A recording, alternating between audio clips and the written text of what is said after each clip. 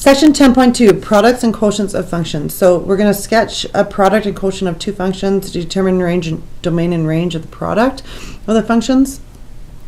So our first investigation is, given the following functions in the graph below, determine h of the product of f of x and g of x. And we'll see here that this represents f of x. Here this represents g of x. We're going to start by plotting these off our graph and writing them in a table of values. So f of x, when x equals -4, we see y is -3. At -3, my y value is -2, -1, 0, 1, 2, and 3. Determine an expression for each function. To look at the function f of x, I can clearly see that my y-intercept is a +1. And my slope of my function would be rise of 1 and run of 1. So my slope would be 1. So the equation of f of x would be x plus 1. Looking at g of x, when x is -4, this gives us a y value of 1.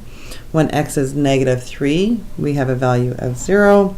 And so on, -1, -2, -3, -4, and -5. The equation for g of x is at a -3. Our slope is going down and to the right, so it's going to be a negative slope. And it's also a -1 slope. A rise of 1 and a run of 1 would be a negative slope. So our equation would be a -x minus 3. All right, so now if we were finding the product of these two functions, well, if we multiply these two functions algebraically, I would take the function of f of x, which is x plus 1, multiply it by the function of g of x, which is a -x.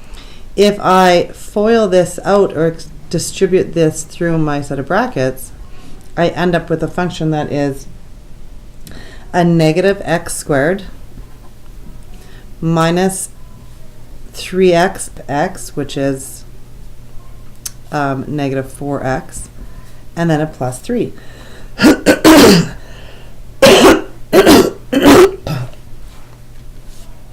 So we can clearly see when we multiply two linear functions together, this is going to create a quadratic function. So furthermore, if we were to get an idea of what this quadratic function is going to look like, we're going to multiply our y values like we added and subtracted yesterday. So -3 times 1 is a -3. When x is -4, my y value should be a -3. So there's our first point. Multiply together would be 0. At -3, I should have a point at 0. Multiply these would be a +1. So at -2, I get a +1. Multiply would give me 0. So at -1, we get 0. Multiply these, we get a -3, so -3, -8, so at 1, this should be -8. And this would be -15, which we can't sketch on the curve. But you can start to see the shape unfold, which is a parabola. I'm going to go through each of these points.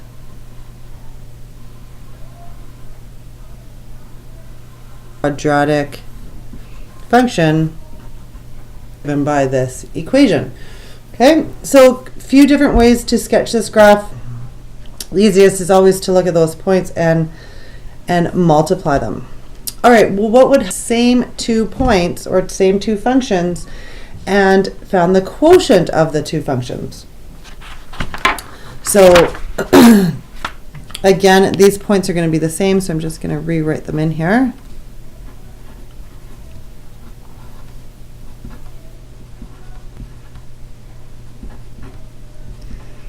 Okay. On the back side of the page, it shows you the expressions for the functions. So again, we have, this was x plus 1. This was a -x minus 3. So our h of x is, I want to take the quotient of these two functions. Well, if I take the quotient of these, I get an x plus 1 over a -x minus 3. So what this ends up to be, when I divide two linear functions, we end up with a rational function, which we just studied last chapter. And in this rational function, we are going to have a non-permissible value occur at x cannot equal negative. And so you have to ask yourself, does this non-permissive value going to create a point of discontinuity or a vertical asymptote? Well, because these expressions are not the same that can be cancelled, this is going to create a vertical asymptote at x equals -3. All right, so let's just see how the table of values unfolds as well when we look at the two functions. So if I divide these two functions, -3 would be -3. -2 divided by 0, so at -4, sorry, at -3. -2 divided by 0, well, I can't divide anything by 0, so this is undefined. And we just talked about how this has a vertical asymptote, x equals -3. When x equals -3, we get an undefined value. So at -3, we're going to draw in a vertical asymptote here. Label it. And now we're ready to move on. So at -2, our values should be -1 divided by -1 is 1. So when x is -2, we have a y value of 1. 0 divided by 0. So at -1, it's 0. 1 divided by -3, both there. This would be -1/2, which is here. -3/5, and so on. Also, the next step to sketching this graph, when I look at this function, we can kind of see our horizontal asymptote taking place, but another way to do that is if you simply ignore the constants of your expressions and divide your denominator coefficient of x into your numerator coefficient, give you your horizontal asymptote. So a -1x divided into x would leave me with -1. So I also have a horizontal asymptote at y equals -1. So I'm now going to draw a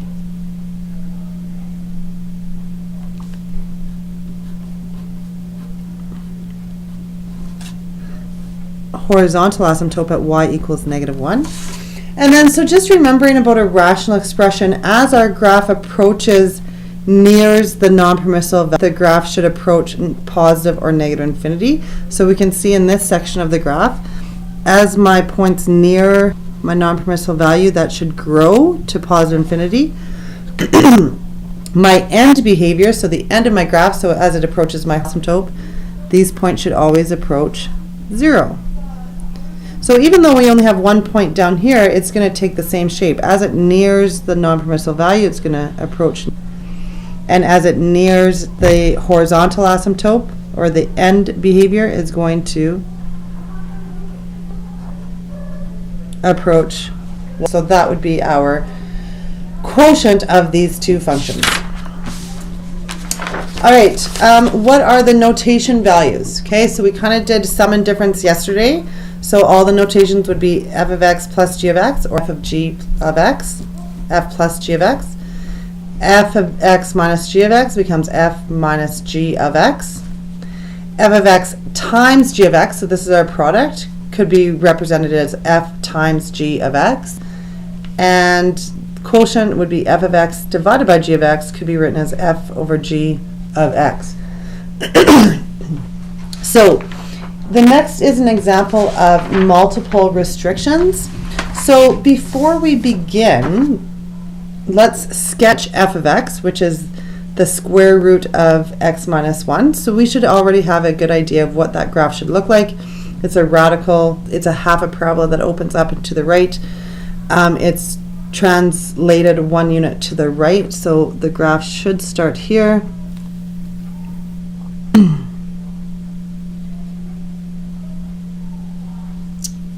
And open up and to the right. So that would be my first function. This is f of x. Okay, is an x minus 2. So y-intercept of 2. My slope is 1 over 1. So my graph is should be a linear line. So it's kind of important that you have, a straight edge with you so that you can, especially for your linear, be able to graph these lines. So there is g of x. Now we're going to draw a rough sketch of each to the right, which is what we just did. And then now we're going to talk about the domain and range, or the domain of this function. So now we want to sketch h of x, which is f divided by g. So we're going to take, so h of x, root x minus 1 divided by x minus 2. So here we have multiple restrictions going on, because technically the domain would be anything greater than or equal to 1. But by denominator, we also have x cannot 2, and then from then on, anything can be our real number. So this is our domain. So again, this is our non-permissible value. X cannot equal 2, which means I'm going to get a vertical asymptote occurring here, right? Because this definitely does not cancel with my numerator. So at 2, I have a asymptote occurring. Try and draw it in quick. X equals. So then, if I were to start to divide points, so my values of x have to start at 1. So anything less than 1 I'm not going to have a graph for. But at 1 I actually want to divide these values. And I'm taking f of x, which is 0. My y value at root x minus 1 is 0, divided by my y value at x minus 1, or x minus 2. So 0 divided by 1 is going to give me 0. So I'm going to get a point. Maybe I'll highlight it. I'm going to get a point here, 0.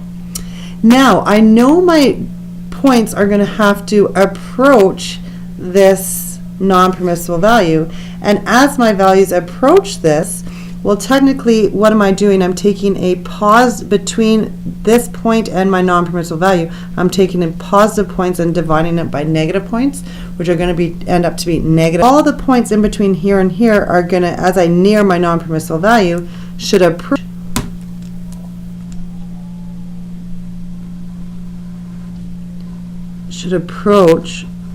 negative infinity.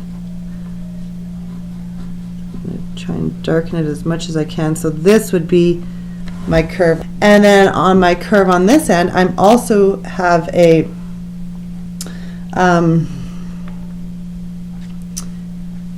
horizontal asymptote occurring, and my horizontal asymptote should occur at just y equals 0.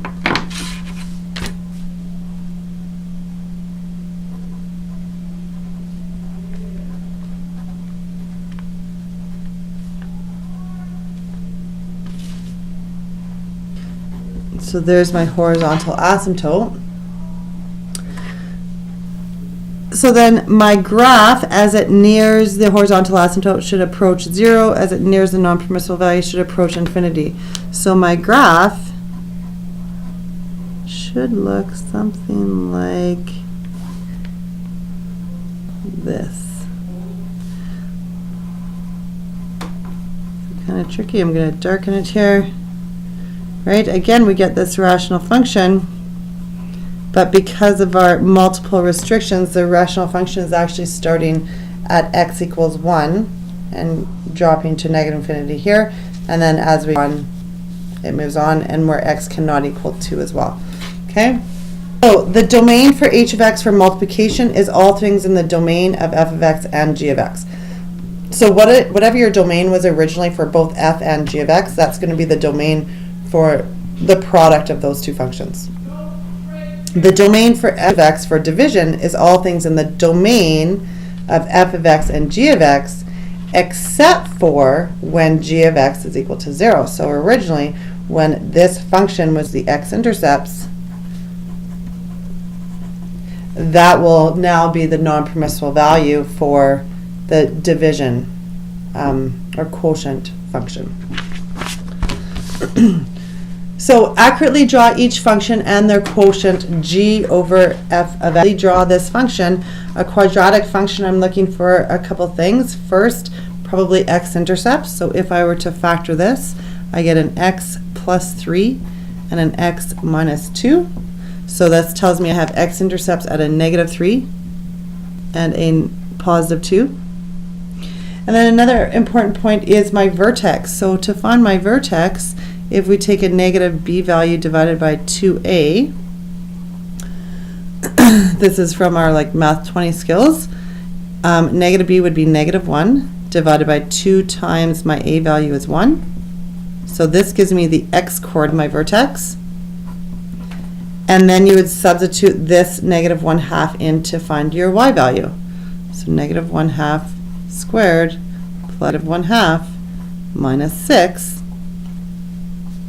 Our vertex ends up to be -1/2, comma, -6.25. So -1/2 and 6.25. So we get a vertex about there. So my quadratic, remember it's just a fairly accurate sketch going through.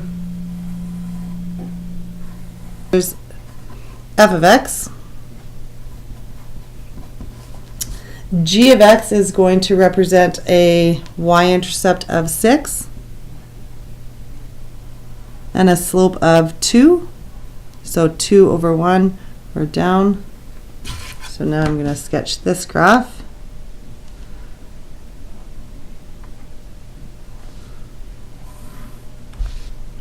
Okay, so there's g of x.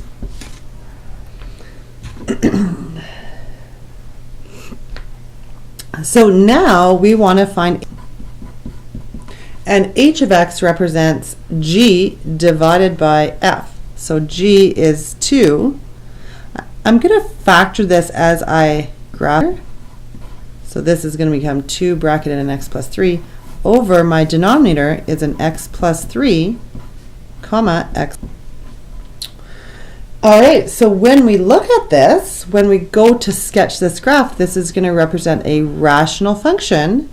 But what is happening here? My non-permissible values, x cannot equal -3 and a +2, although because these will cancel at -3, this is a point of discontinuity. So if I substitute -3 into my function, 2 divided by -3 minus 2 would be -2/5. So my point of discontinuity is going to occur at -3 and -2/5. So at -3 and -2/5, about here, I'm going to have a point of discontinuity. I'm just going to erase my graph there just so we can definitely see that point. So there's my point of discontinuity. I also am going to have a vertical asymptote at x equals 2.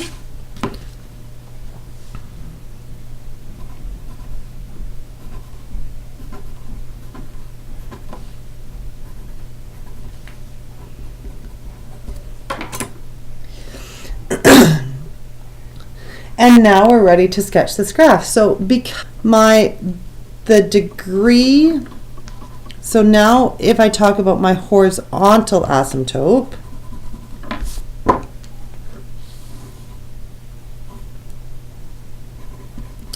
because my simplified function ends up to be this, when the degree of the denominator is actually bigger than the degree of the numerator, and I can't divide these coefficients, then you will just have a horizontal asymptote at y equals 0. So when the degree of the denominator is bigger than the degree of the numerator, your horizontal asymptote will always occur at y equals 0. So I'm going to sketch an asymptote here as well. Okay, so now our graph needs to go through, or as it nears the non-permissible value, it should approach -infinity. As it nears the horizontal, it should approach 0.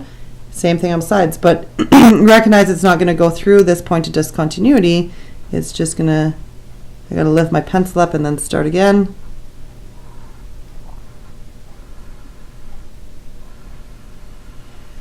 So this is the sketch of my first function. or the first part of my function, and this is going to be the sketch of my second function. Just darken it in a bit. All right, so the domain of our would be x is going to be all real numbers, except for x cannot equal -3 or 2. The range of our function would be all real numbers, except for y cannot equal or a -2/5.